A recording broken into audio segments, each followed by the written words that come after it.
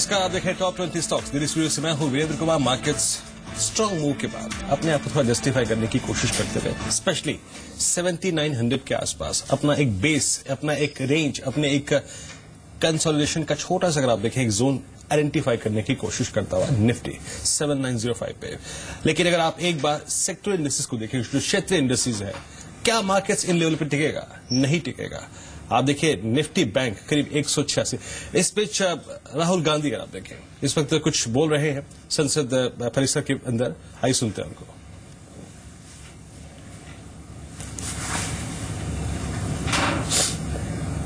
I think उनका voice नहीं आ रहा है, लेकिन ऑपोजिशन से नेचुरली बात करनी चाहिए। जो बातचीत हो रही है शुरू, जो पीएम जी ने कांग्रेस प्रेसिडेंट मनमोहन सिंह जी को बुलाया है, वो पब्लिक प्रेशर के बाद हुआ है। एक्चुअली इनका इंटेंट नहीं, नॉर्मल बिजनेस करने का तरीका, काम करने का तरीका नहीं है। हमारी पोजीशन काफी क्लियर है। 3 हमारे डिफरेंसेस हैं बीजेपी सरकार से, तो बातचीत अब चल रही है। क्या आपको लगता है कि अगर ये सरकार मान लेती है, राहुल, क्या आपको लगता है ये सरकार मान लेती है तो रास्ता साफ? हाँ, हो सकता है।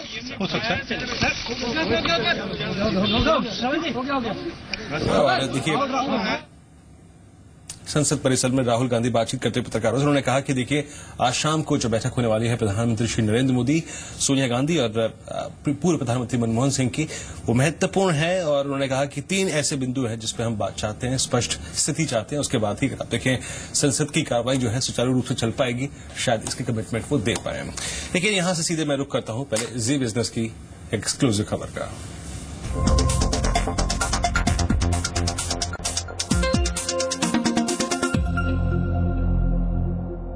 मेरे सगी केतन है इस वक्त एक महत्वपूर्ण खबर लेके। केतन, क्या खबर है आपके, बताइए। देखिए वीरेंद्र, एक बहुत ही बड़ी खबर है हमारे पास, जो कि सूत्रों के हवाले से हमें मिल रही है। खबर यह है कि सिगरेट और तंबाकू उत्पादक कंपनी है गॉडफ्राई फिलिप्स इंडिया लिमिटेड, उसका अधिग्रहण एक फॉरेन प्रमोटर के द्वारा कुछ महीनों के अंदर होने वाला है, जो इस पूरी प्रक्रिया के साथ डायरेक्ट इंडायरेक्ट जुड़े हुए हैं। उस सूत्रों ने हमें बताया है कि जो अमेरिका की एक कंपनी है फिलिप मोरी इंटरनेशनल लिमिटेड, जो कि पहले से ही गॉडफ्राई के अंदर 25% से अधिक का हिस्सा अपने पास रखती है, जो कि मल्टीनेशनल कंपनी है और 200 देशों में सिगरेट का उत्पादन भी करती है और उनका कारोबार भी करती है। और दुनिया में जितनी भी सिगरेट की बिक्री होती है उसमें 15% हिस्सा है वो फिलिप मोरिस का है। तो ये कंपनी है वो बहुत ही जल्द, कुछ महीनों के अंदर, जो भारत की गॉडफ्राई फिलिप्स इंडिया लिमिटेड है उनका अधिग्रहण कर सकती है, ऐसा सूत्रों के हवाले से हमें जानकारी मिली है। जी, एक चीज मैं जानना चाहूंगा आपसे यहाँ पर केतन, कि एग्जैक्टली गॉडफ्राई फिलिप्स की जो मैनेजमेंट है उनसे आपकी बातचीत हुई या फिर आपने कोई ईमेल उनको भेजा जिसके बारे में उन्होंने इस डील के बारे में उन्होंने कुछ बताया हो? और एग्जैक्टली ये जो एग्जैक्टली अगर आप देखें ये डील कैसे प्रोसीड होगी? आई मीन, जो समन्वय है, जो बातचीत है, जो कोऑर्डिनेशन है, वो क्या एस्टेब्लिश किया गया है? किसकी तरफ से? इंटरेस्टेड पार्टी इनमें से ज्यादा कौन सी है इस वक्त? देखिए, ऐसा है कि हमने जो कंपनी के जो गॉडफ्राई फिलिप्स है उनके चेयरमैन के मिस्त्री को हमने ईमेल भेजा है। उनके सेक्रेटरी से हमारी बात भी हुई है। उन्होंने हमारा ईमेल पढ़ दिया और ईमेल पढ़ने के बाद न तो इसको डिनाई किया है और न तो इसके ऊपर कोई आधिकारिक हमें जवाब दिया है। और जब बात रही इस अधिग्रहण किस तरह से होगा, तो दोनों कंपनी है वो एक ही कारोबार के साथ जुड़ी हुई है। और हमें जो हमारे सूत्र बताते हैं कि के मोदी का रोल फिर रहेगा कि पूरे इंडिया में जो कारोबार उनकी कंपनी कर रही है उनका मैनेजमेंट करेंगे, लेकिन जो पूरा का पूरा बोर्ड है वो तब्दील हो जाएगा। और पहले से ही 25% से अधिक हिस्सा है वो फिलिप मोरिस इंटरनेशनल का इसी कंपनी में है। तब्दीली नहीं है, सिर्फ मैनेजमेंट बदलेगा। और इस तरह की पूरी प्रक्रिया, कई सारी मीटिंग्स भी हो चुकी है। शायद कुछ महीनों के अंदर हमें ये आधिकारिक तौर पर जानने को मिले, लेकिन अभी तक कंपनी ने न तो इसके ऊपर कुछ कहने हमें जवाब दिया है, न तो इसको डिनाई किया है। वीरेंद्र, शुक्रिया। तो ये एडिशनल स्टेक जो है वो फिलिप मोरिस लेंगे। और देखिए, हालांकि इस बारे में जब जी बिजनेस से उनसे बातचीत करने की कोशिश करी, एग्जिस्टिंग अगर आप देखें प्रमोटर्स और मैनेजमेंट से, अब तक हमारे प्रश्न का कोई भी जवाब उन्होंने नहीं दिया है, लेकिन डिनाई भी नहीं किया है। इस अगर आप देखें लेटेस्ट डेवलपमेंट को। और फिलहाल फॉर द टाइमिंग अगर आप देखें स्टॉक ऑलमोस्ट 1339 पे, करीब 91 रुपए नीचे है। लेकिन उन्होंने ये कहा, शायद जैसे कि अभी केतन ने कहा कि हाँ, बोर्ड जो है उसका, आई मीन, जब डील अगर क्रैक होती है तो उसके बाद जो बोर्ड का स्ट्रक्चर है वो बिल्कुल तब्दील हो जाएगा। लेकिन शायद कमान मिस्टर मोदी के हाथ में ही रहेगी। क्या बहुत बहुत शुक्रिया आपका इस पूरी बातचीत के लिए केतन। कॉर्पोरेट फिलिप्स आपकी स्क्रीन पर लगभग 90 पर नीचे एक स्ट्रांग प्राइस परफॉर्मेंस। प्लीज एक बार ईयरली चार्ट दिखाइए इसके एक बार। आई मीन क्या शानदार मूव बीते एक साल में इस काउंटर ने दिया है। ये आपकी स्क्रीन पे ईयरली चार्ट है और 1341 पे ये आपकी ईयरली प्राइस परफॉर्मेंस कहां से सफर शुरू किया था नवंबर में, लास्ट नवंबर में versus 421 now coating 1341। I mean almost 1000 रुपए का मुकाबला। इस खबर से बाहर निकलते कॉर्पोरेट फिलिप्स करीब 88 रुपए नीचे। लेकिन I think tick by tick charts पे देखना चाहूंगा एक्जैक्टली। अगर आप देखिए यहां पे मॉरिस फिलिप जो है वो अपना स्टेक जो है वो बढ़ा सकते हैं और देखिए आई थिंक इसका थोड़ा सा इंपैक्ट आपको कुछ देर में देखने को मिलेगा। 1344 1345 85 रुपए ही नीचे माफ कीजिएगा काउंटर रह गया 84। बड़ी खबर है। एक बार आपको मैं फिर खबर बताता हूं कि जो एग्जिस्टिंग शेयर होल्डर है वहां पे जो करीब 25% का हिस्सा रखते हैं वो अपना स्टेक जो है अप्रोक्सीमेटली 10 to 15% यहां पर और बढ़ा सकते हैं फिलिप्स मॉरिस। काउंटर करीब 84 रुपए नीचे है। मैं इस खबर पे एक बार फिर लौटूंगा, थोड़ा सा स्टॉक पे रिएक्शन आने दीजिए। आशीष अंबानी हमारे साथ हैं। आशीष, पहले निफ्टी पे मैं आपकी राय चाहूंगा। एक्सट्रीम वोलेटिलिटी, एक समय हम 50 अंक ऊपर थे, 7 अंक ऊपर थे, अब हम ट्रिम होके महज 16 अंक ऊपर हैं। लेकिन ये जो सेकेंड पार्ट है आज के सेशन का वो किस तरफ जाता हुआ देखते हैं आप?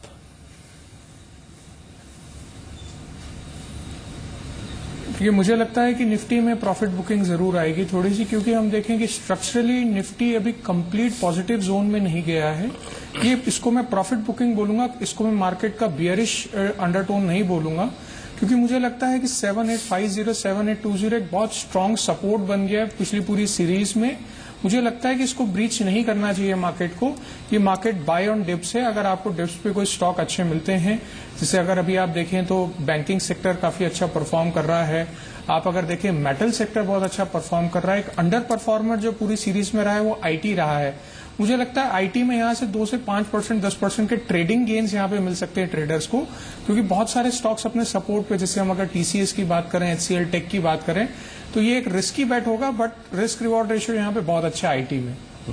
रिस्क रिवॉर्ड रेशियो आईटी में अच्छा है। लेकिन अब मैं थोड़ा सा बी स्टॉक्स पे फोकस करता हूं, वो काउंटर जहां पे इस वक्त तेजी और मंदी और इनफैक्ट 52 वीक हाई और 52 वीक लो टच हो रहे हैं। कुछ ब्रेकआउट्स की बात करेंगे। साक्षी है, मनीष है, संदीप है हमारे साथ बात करने के लिए, साथ ही साथ अंचल है। साक्षी, पहले मैं आपके पास आऊंगा। आज के टॉप गिनर्स। जी शुक्रिया वीरेंद्र। आज सबसे पहले शुरुआत करेंगे वेल्सपन कॉर्प से। यहाँ पर 2.16 लाख का टन स्टील जो है, स्टील पाइप का सप्लाई करने का ऑर्डर मिला है वेल्सपन कॉर्प को। कंपनी की कुल ऑर्डर बुक में इसका तेज इजाफा होते हुए नजर आ सकता है। फिलहाल कंपनी की ऑर्डर बुक 6400 करोड़ की है। एक तेजी यहाँ पर सुबह से ही अच्छी खासी तेजी देखने को मिल रही है। एसकेएस माइक्रो फाइनेंस होगा मेरा अगला शेयर। यहाँ पर माइक्रो फाइनेंस कंपनियों की लोन की सीमा बढ़ाकर दुगनी कर दी गई है, 30,000 रुपए तक की कर दी गई है। 24 महीनों के लिए लोन की सीमा जो है वो बढ़ाई गई है, जिसका सीधा रिफ्लेक्शन यहाँ पर शेयर प्राइस परफॉर्मेंस पर देखने को मिल रहा है। गति होगा मेरा अगला शेयर। यहाँ पर जीएसटी पास होने की उम्मीद से लॉजिस्टिक्स स्पेस में एक जबरदस्त तेजी देखी जा रही है। इनफैक्ट पिछले 2-3 ट्रेडिंग सेशन से अगर आप देखें तो काफी अच्छा मोमेंटम यहाँ पर बनते हुए नजर आया है। आज शाम 7 बजे प्राइम मिनिस्टर ने सोनिया गांधी और पूर्व प्रधानमंत्री मनमोहन सिंह को, दोनों को ही न्योता दिया है चाय पर चर्चा करने के लिए, और जीएसटी पर गतिरोध खत्म करने की कोशिश करी जा रही है, जिसकी वजह से लॉजिस्टिक्स स्पेस में एक अच्छा मूव देखने को मिल रहा है। फेडरल बैंक होगा मेरा अगला शेयर। यहाँ पर डॉइश बैंक ने एक रिपोर्ट जारी की है। शुरुआती कवरेज में बाय की रेटिंग दी है, लक्ष्य 80 का दिया है। शेयर में 41% तक की बढ़त की उम्मीद लगा रहे हैं। यहाँ पर एक अच्छी खासी तेजी इसकी वजह से देखने को मिल रही है। आखिरी शेयर मेरा होगा एचएमटी का। यहाँ पर हैवी इंडस्ट्री मिनिस्ट्री की तरफ से ये बयान आए हैं कि 2 बीमार कंपनियों की जमीन बेच सकती है। हैवी इंडस्ट्री मिनिस्ट्री, एचएमटी और टायर कॉर्प, ये 2 कंपनियां हैं जिनकी जमीन को बेचा जा सकता है। एचएमटी के शेयर पर एक जबरदस्त तेजी इस बयान के बाद देखने को मिली थी। जी, ये तमाम स्टॉक्स अगर आप देखें इनके पीछे एक रीजन भी है। एचएमटी जहां पे 2 लैंड सेल प्रोसीड हो सकते हैं, उसके बाद काउंटर मोमेंटम है। Federal bank, SKS micro finance खबर के बाद स्ट्रांग वेल्सपन कॉर्प को ऑर्डर मिला, और गति अगर आप देखें जीएसटी का वास्तविकता बनना शायद इन काउंटर्स को ड्राइव करता हुआ। आशीष, इनमें से कोई काउंटर आप लॉन्ग करना चाहेंगे लेवल्स पे, या फिर इंटरेस्टेड है जिसमें आप? एसकेएस माइक्रो फाइनेंस आज न्यूज बेस्ड भी काफी अच्छा मूवमेंट इसने दिया है, और मुझे लग रहा है कि फंडामेंटली भी स्टॉक में एक काफी टर्न अराउंड मिलेगा। मैनेजमेंट काफी पॉजिटिव था जो आज मैनेजमेंट के कॉल आया है इसमें। अभी कुछ 445 के आसपास चल रहा है। 455 का एक स्ट्रांग रेजिस्टेंस है, जिससे स्टॉक ऑलमोस्ट 3 महीने के आसपास की रेंज में ब्रेक नहीं कर पा रहा है। मुझे लग रहा है 455 460 अगर ये ब्रेक करता है तो सीधे हम 550 तक के लेवल अगले आने वाले 1 या 2 क्वार्टर में देखते हैं। फंडामेंटली मुझे लगता है इस कंपनी में एक टर्न अराउंड देखने को जरूर मिल सकता है। तो एसकेएस माइक्रो फाइनेंस पे मेरी नजर रहेगी। अगर मीडियम टर्म ट्रेडर्स हैं तो इसको बाय ऑन डिप्स पे ले सकते हैं, अगर ट्रेडर्स हैं तो ब्रेकआउट के बाद लें इस पर्टिकुलर स्टॉक को। ओके, चलिए इस बीच बात करते हैं आज के कुछ ऐसे स्टॉक्स जो कि 52 हफ्तों का सर्वोच्च स्तर छू रहे हैं या फिर 52 वीक लो। अंचल हमारे साथ है न्यूज ग्रुप से। अंचल। शुक्रिया वीरेंद्र। पहले तो एजिस लॉजिस्टिक्स, आप अभी बात कर रहे थे जीएसटी को लेकर तेजी है। जीएसटी की वजह से यानी अगर लागू होती है उसकी वजह से सारे लॉजिस्टिक शेयरों में तेजी है। एजिस लॉजिस्टिक एक शेयर है जो आज अपने 52 वीक हाई के आसपास ट्रेड कर रहा है। एक नया उच्चतम स्तर इसने बनाया 52 हफ्तों का। इसका जो नया स्तर है वो 111.85 का एक नया 52 वीक हाई बनाया है। साथ ही मंगलम ड्रग्स एक और काउंटर है, लगातार इस शेयर में खरीदारी देखी जा रही थी। आज काउंटर ने एक नया 52 वीक हाई बनाया है। 314 रुपए का एक नया हाई आज इस काउंटर ने छुआ है। नेलकास्ट एक काउंटर होगा, काफी समय के बाद अब वापस तेजी आती हुई दिखी। पिछले 1.5 से 2 महीने में धीरे धीरे ऊपर आ रहा था, अब फाइनली नए 52 वीक हाई को बनाया है। इसका नया 52 वीक हाई 69.80 का है। 52 वीक हाई में आखिरी काउंटर होगा निटको का। निटको टाइल्स का, निटको जो लिमिटेड का जो काउंटर है, इसने अपना नया 52 वीक हाई बनाया। जिस तरह से बात चल रही थी पेट्रोनेट दाम घटा सकता है गैस के, और क्योंकि इनका गैस एक इंपॉर्टेंट रॉ मटेरियल होता है जिसकी वजह से कहीं ना कहीं सभी टाइल कंपनियों को फायदा होगा, वही फायदा निटको को भी होता हुआ दिख रहा है। काउंटर ने नया 52 वीक हाई 4460 का बनाया है। और आज के लिए आखिरी काउंटर 52 वीक लो का काउंटर रहेगा एबीजी शिपयार्ड। काफी दिनों से इस शेयरों में प्रेशर रख रहा है, जो ड्रिलिंग ऑफशोर ड्रिलिंग कंपनियों में प्रेशर है। एबीजी शिपयार्ड एक काउंटर है जिसपे काफी ज्यादा बिकवाली देखी गई थी। काउंटर एक नए 52 वीक लेवल लो के आसपास ही ट्रेड कर रहा है। इसका नया लो 68.95 का है। तो ये आज अगर आप देखें 52 हफ्तों के नए लो और हाईज हैं। एजिस लॉजिस्टिक्स, मंगलम ड्रग्स, नेलकास्ट, निटको बैकफुट पे है, एबीजी शिपयार्ड बैकफुट पे है। स्पेशली मैं मंगलम ड्रग्स को लेकर बात करना चाहूंगा आशीष। ऑल्दो गेनर साइड में आज एजिस, मंगलम और नेलकास्ट तीनों ही स्टॉक्स खड़े हैं। इन तीनों में से अपने क्लाइंट्स को कोई एडवाइस दी हो या फिर कोई स्टॉक जो आपके हाल फिलहाल में चार्ट के लिए आपको अच्छा लग रहा हो जिसको चेज करने की कोशिश कर सकते हैं? निटको एक ऐसा स्टॉक है जिसमें जैसे आपके साथी ने बताया कि पेट्रोनेट की वजह से इसको गैस प्राइस में थोड़ा फायदा होगा। मुझे भी ये स्टॉक अच्छा लग रहा है। आप देखें तो एक मल्टी ईयर कंसोलिडेशन रेंज से ब्रेकआउट हुआ है, जिसको नॉर्मली हम बोलते हैं कि फ्लैग ब्रेकआउट इसमें हुआ है। फ्लैग ब्रेकआउट ऊपर की तरफ हुआ है इस पर्टिकुलर स्टॉक में। मुझे लगता है बहुत अच्छा स्टॉक है। 40 रुपए के आसपास, 41 रुपए के आसपास चल रहा है ये स्टॉक।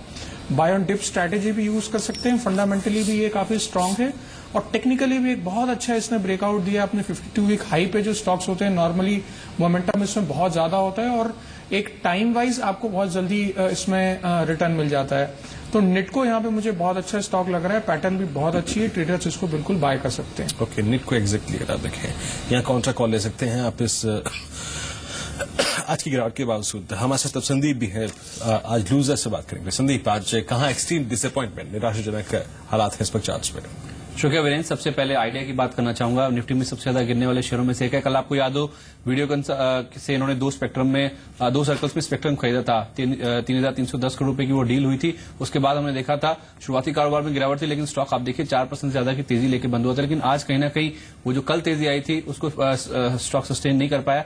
मुनाफा वसूली का दबाव देखने को मिला, क्योंकि ज्यादातर एनालिस्ट ऐसा मानते हैं कि जो डील हुई है 4G सेवाएं लॉन्च करने के लिए जो स्पेक्ट्रम खरीद हुई है वो काफी अहम है, लेकिन जो डील के वैल्यूएशन हैं वो कहीं ना कहीं महंगे है। तो स्टॉक आप देखिए आज कल की तेजी के बाद आज 2% के आसपास की गिरावट दिखाता हुआ। ट्री हाउस ये होगा अगला शेयर। पिछले 4 महीने से देखिए लगातार इस काउंटर में गिरावट का दौर देखने को मिल रहा है। बिकवाली हावी है। 10 जुलाई को अगर आप देखिए 470 रुपए के आसपास के हाई बनाए थे, वहां से गिरकर आप देखिए काउंटर करीब 190 रुपए के आसपास पहुंच गया और पिछले 4 महीने में 60% से ज्यादा की गिरावट हो चुकी है। कुछ फंड बिकवाली की खबरें जिसकी वजह से आप देखिए इतना ज्यादा जो नेगेटिव एक्शन है इस काउंटर पर देखने को मिला है। जस्ट डायल पिछले 4 दिन से अगर आप देखिए लगातार तेजी का रुझान था। 4 दिन में 20% से ज्यादा की तेजी दरअसल इसमें देखने को मिली थी। एफएनओ एक्सपायरी के चलते एनालिस्ट मानते हैं कि इसमें कुछ शॉर्ट कवरिंग के मूव्स देखने को मिले थे और आज देखिए कल एक्सपायरी होने के बाद आज फिर से गिरावट का दौर इसमें फिर से शुरू होता नजर आ रहा है। बाटा इंडिया एफएनओ सेगमेंट में देखें तो सबसे ज्यादा गिरने वाला काउंटर ये है। Q2 के खराब रिजल्ट आए तो उसके बाद 4 नवंबर को देखिए इस काउंटर ने अपना 52 वीक लो लगाया था और वो वहां से लेके अब तक करीब 15% के आसपास की रिकवरी देखने को मिल चुकी है और जो 15% के आसपास के गेन्स आए हैं उसके बाद आज थोड़ा सा मुनाफा वसूली का प्रेशर इस काउंटर में देखने को मिला है। शेयर करीब 3% के आसपास की कमजोरी दिखाता हुआ और लिकर स्पेस से ग्लोबल स्पिरिट्स ये होगा अगला शेयर में लिस्ट में। ये काउंटर अगर आप देखिए कल की गिरावट के बाद आज भी करीब 4% के आसपास की गिरावट, इनफैक्ट 4.5% के आसपास की गिरावट दिखा रहा है। कल ऐसी खबरें निकल के सामने आई थी कि 1 अप्रैल 2016 से बिहार में जो लिकर सेल पर बैन हो जाएगा, उसकी वजह से कल भी 10% से ज्यादा कमजोरी हमने देखी थी। आज भी आप देखिए कल की गिरावट को कंटिन्यू करता हुआ 4% के आसपास की कमजोरी आज भी देखने को मिल रही है। जी आज अगर आप देखेंगे 5 डिसअपॉइंटमेंट्स, बाटा की बात करी यहाँ पे संदीप ने, ट्री हाउस एजुकेशन, जस्ट उसके बाद ग्लोबल स्पेस और आइडिया, एक और वीक सिक्स। देखिए आज सुबह भी इनफैक्ट मैं बात कर रहा था। क्या बहुत बहुत शुक्रिया आपका साक्षी, संदीप और साथ ही साथ अंचल, इन सभी स्टॉक्स से प्रकाश डालने के लिए। मैं आइडिया के बारे में सुबह बात कर रहा था कि कल देखिए डेरिवेटिव एक्सपायरी थी। कल का इसका अगर आप देखें जो पुल बैक था उसके पीछे एक कारण, एक रीजन ये भी हो सकता है कि शॉर्ट कवरिंग इस पे हावी हो गई। जो विदाउट टिकट शॉर्ट्स होते हैं, जिनको सीरीज के अंतिम दिन अपने शॉर्ट्स को कवर करना पड़ता है, उनका कवरिंग, उनका अगर आप देखें अपने मंदी के सौदे को कवर करना, वो उससे स्टॉक को शायद तेज दे रहा था। लेकिन आज एग्जैक्टली इस पर एक नॉर्मल सर्कमस्टेंसेज में ट्रेडिंग हो रही है। आज एक ऐसे रिंग में है जहां पे अगर आप देखें सारी फोर्सेस हैं, तेजी वाली भी, मंदी वाली भी। आशीष, मैं अगर आपसे कहूं कि आपको टेलीकॉम में एक कॉल लेनी है, Idea versus Bharti versus RCom, और मैं एक और स्पेस, एक काउंटर इसी स्पेस का बट सीधे इससे जुड़ा हुआ नहीं है, वो है भारती इन्फ्राटेल। ये 4 स्ट्रक्चर्स आपके सामने रख रहा हूं, इनमें से कौन सा पिक करेंगे आप? देखिए, मैं भारती एयरटेल को यहाँ पे पिक करना चाहूंगा। उसके पीछे रीजन एक तो ये है कि भारती एयरटेल सिर्फ अब एक टेलीकॉम प्ले नहीं है, और भी बहुत सारी स्टोरीज इसमें डेवलप होती रहती है। साथ में अगर आप देखें कि जो आइडिया ने परचेज किया है स्पेक्ट्रम वीडियोकॉन से, वो कुछ लोगों का ये मानना है कि काफी एक्सपेंसिव है, तो जिसका ROI पीरियड है वो बहुत लंबा हो जाता है और काफी उसमें तेजी भी आ चुकी है। मुझे लगता है यहाँ पे भारती अगर आपको डिप्स पे मिले, अभी 340 के आसपास ये स्टॉक चल रहा है, 335 के आसपास का इमीडिएट इसका लो है, 330 335 के आसपास का, तो ज्यादा इसमें मूवमेंट हुई नहीं है। मुझे लगता है कि अब आइडिया में से थोड़ी सी प्रॉफिट बुकिंग हो करके यहाँ पे ट्रेडर्स बेट ज्यादा बनाएंगे भारती एयरटेल में। ऑल्दो इसने पिछली एक्सपायरी में कई बार ब्रेकआउट का ट्राई किया है, बट हर बार अपने रेजिस्टेंस पे आकर के ये स्टॉक नीचे आ जाता है। तो मुझे लगता है यहाँ पे बाय करने की जगह ये अभी 345 के ऊपर अगर क्लोजिंग देता है किसी दिन, तो मुझे लगता है कि ट्रेडर्स यहाँ पे बाय करें। 345 के ऊपर आप बाय करते हैं, 40 का स्टॉप लॉस लें और 60-65 365 के आसपास का इसमें टारगेट लेकर के बाय कर सकते हैं। जी चलिए, छोटे से ब्रेक का वक्त है। ब्रेक के बाद जब लौटेंगे तो कुछ और स्टॉक से बात करेंगे, तुरंत हाजिर होते हैं।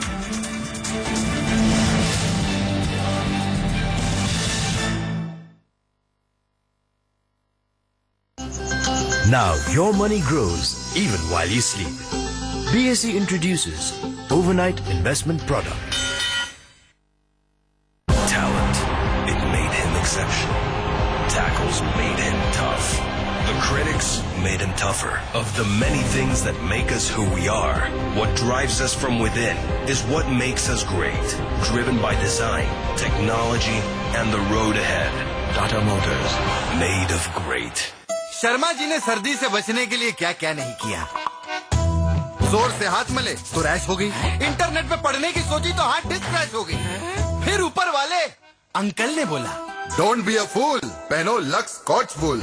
मिस्टर शर्मा को मिला कुछ खास, लक्स स्कॉच वुल जो दे सर्दी में भी गर्मी का एहसास।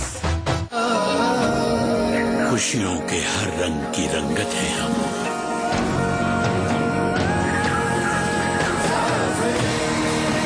कामयाबी की बुलंदियों को छूना जानते हैं हम। जाफरी पान मसाला, आपके स्वाद से वाकिफ हैं हम।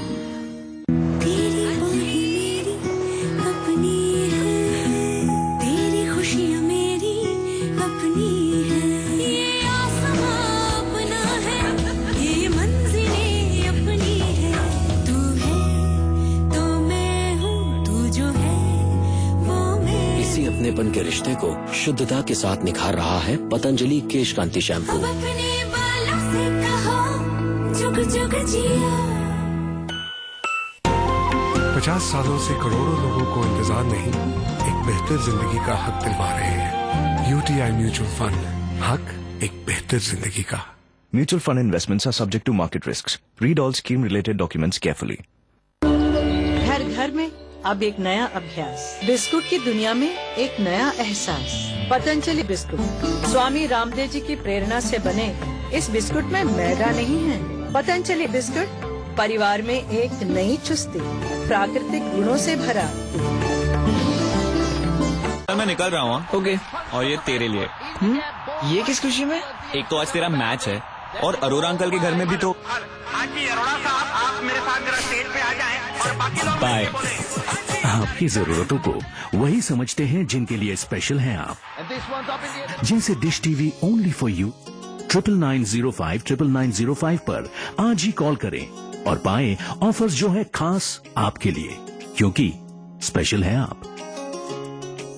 चढ़ी धुन जिया में हमरे केसरिया रंगू सारा जहां केसरिया। है ये जश्न विमल के 25 सालों के रिश्तों का, और अभी तो ये सिर्फ शुरुआत है। विमल पान मसाला, दाने दाने में केसर का दम। अनन्याश्चिन्तयन्तो ये जना पर्युपासते तेषां नित्याभियुक्तानां योगक्षेमं वहाम्यहम्। आपकी सुरक्षा और समृद्धि है हमारी जिम्मेदारी। अब शहद खाने वालों के अच्छे दिन आ गए। बाजार में बिकने वाला 250 ग्राम ब्रांडेड हनी 122 रुपए तक, और पतंजलि हनी 70 रुपए में। पतंजलि हनी अपनाएं और 250 ग्राम पैक पर 52 रुपए तक बचाएं। Natural energy booster Patanjali Honey. Energia 2015, the Global Energy Summit, presents Indo-African Energy Conclave. Buyers from 15 African countries, Gulf Cooperation Council, GCC Pavilion, with participation of top energy companies from India. Connect with global energy stakeholders at Energia 2015. December at Ahmedabad. Party बहुत boring है, तुम वहाँ आकर क्या करोगी? Party boring नहीं है, मेरा मोटापा बोरिंग है। चिंता मत करो, न्यूट्रीस्लिम बनाएगा तुम्हें स्लिम और सुंदर। जान, तुम पार्टी में आ रही हो ना? पार्टी तो बहुत बोरिंग होती है ना? बोरिंग कैसे हो सकती है, तुम जो साथ हो। स्लिम और सुंदर दिखने में मदद करे। न्यूट्रीस्लिम मेडिकल्स में उपलब्ध है। India's most admired derivatives exchange, BSE. Experience the new.